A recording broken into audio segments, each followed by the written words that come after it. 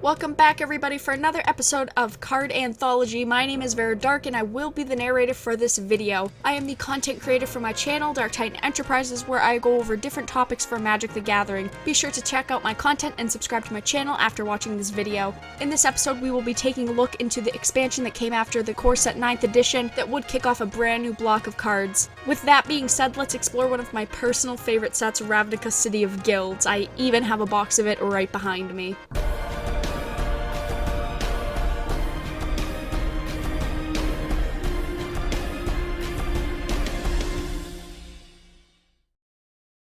Ravnica City of Guilds was released on October 7th of the year 2005 and was the 36th expansion in the Magic the Gathering franchise. It was designed and created by Mark Rosewater, Mike Elliott, Aaron Forsyth, Tyler Bielman, and original creator Richard Garfield. You also had a few other people, along with Henry Stern, Matt Place, along with Jeremy Cranford, coming back as the art director of this expansion. The symbol of the set was a tower, which represented the essence of the city that Ravnica was known for. The set contained 306 total cards, which included 110 commons, 88 uncommons, and 88 rares, along with 20 basic lands. Ravnica was sold in 15 card booster packs, 75 card tournament decks, fat packs, a novel of the same name, and 4 pre-constructed decks that were the red-white Charge of the Boros, the blue-black Dimir Intrigue, the black-green Golgari Death Creep, with the last deck being the white-green Celestia United. In terms of mechanics and themes, this set introduced hybrid mana symbols, which were different types of mana that had multiple colors in the same circle.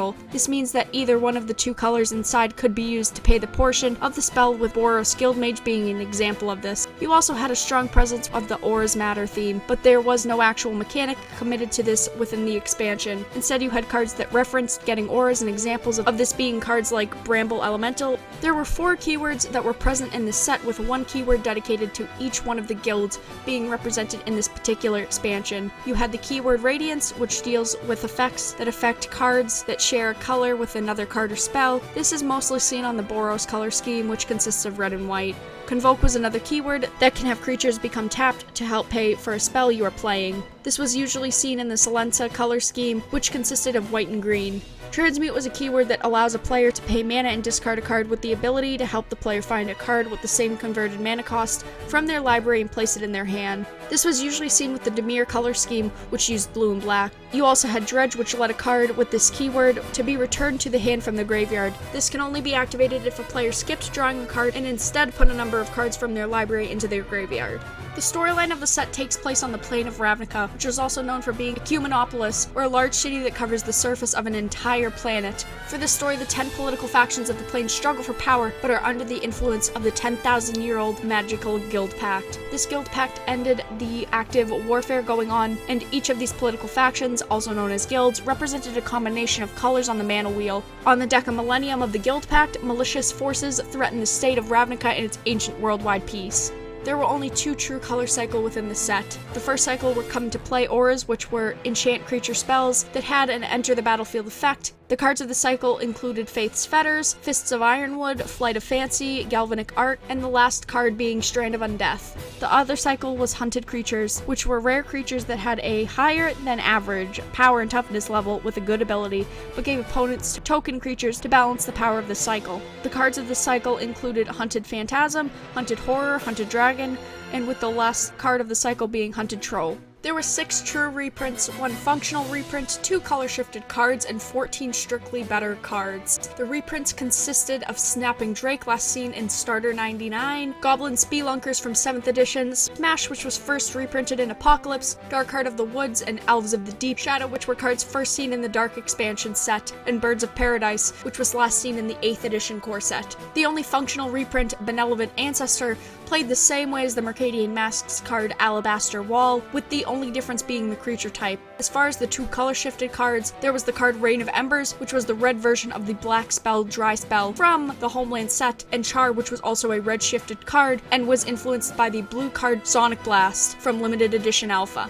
Some of the strictly better cards of the set included Frenzy Goblins, which was more useful card than the card Dwarven Traders from Homelands, Shred Memory, which played better than the card Decompose from Odyssey, Veteran Armor, which was the card which had an effect along with being as strong as the card Glory Seeker from the Onslaught set, along with Thought Picker Witch, which was an upgrade from the card Muckrats from Portal. There were a decent amount of notable cards that were part of the Ravnica set. The first card was Watchwolf, which was a 3/3 green and white wolf creature. This card was in a decent amount of top 8 zoo decks until it became replaced later on with the arrival of cards such as Wild Nactyl and the notorious Tarmogoyf. Still though, for its time, it was a good, efficient attacker. The next card was Privileged Position, which was a green and white enchantment spell that makes other permanents you control not be able to be the target of an opponent's spells or abilities. While it has only seen one top 8 spot in a tournament setting, in the Commander format it is used more widely as a way to protect your cards on the battlefield from your opponent's spells and is usually used with other enchantment-based decks. Doubling Season was a green enchantment that essentially doubled the tokens that you received, doubled the amount of counters you would obtain. This also saw one top 8 spot in tournament, just like Privileged Position, but it is also used in a decent amount of Commander decks as well. It usually finds home in a counter-based deck strategies such as Atraxa, Praetor's Voice, along with token-based decks as well. Blazing Archon was a white 5/6 creature that had flying and the ability to where creatures can't attack you. This was most notably used in the Reanimator decks in the Legacy format, but does not see as much play due to the printing of cards such as Elshnorn and Iona, Shield of Emeria, since these cards were slightly more efficient.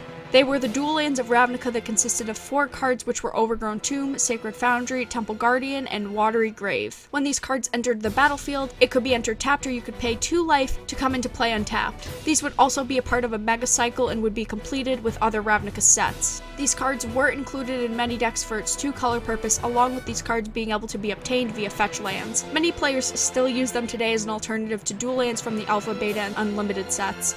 Loxodon Hierarch was a 4/4 green and white creature that when it entered the battlefield you gained 4 life. You could also pay 1 green and 1 white mana to sacrifice this creature to regenerate each other creature that you controlled. This was a staple card in aggro control decks as a way to offset life loss as an ability to help against board wiping cards. This card was mostly seen in rock decks and Ghazi Glare as well. Court of the Calling was a green instant spell that has the Convoke keyword. You can search your library for a creature with the CMC costs X or less and put it onto the battlefield. This was a powerful creature tutor spell and became more widely used after the banning of the card Birthing Pod. It has seen homes in creature toolbox decks, elves, and has seen a vast amount of play in Commander as well as a way to get out large creatures such as the Eldrazi Titans. Life of the Loam was a green sorcery card with Dredge 3 and had the effect of returning up to 3 land cards from your graveyard to your hand. This was mostly seen as a card draw engine with fetch lands and cycle cards as a way to reuse those lands multiple times. Along with this card, Golgari Grave Troll, Stinkweed Imp, and Golgari Thug have seen lots of inclusion with this card in dredge-based strategies. Lightning Helix was a red and white instant spell and deals 3 damage to target creature or player and you gain 3 life. Essentially, this was a lightning bolt and healing salve mixed into one as it not only did immediate damage, but it gave you more time against an opposing aggro deck.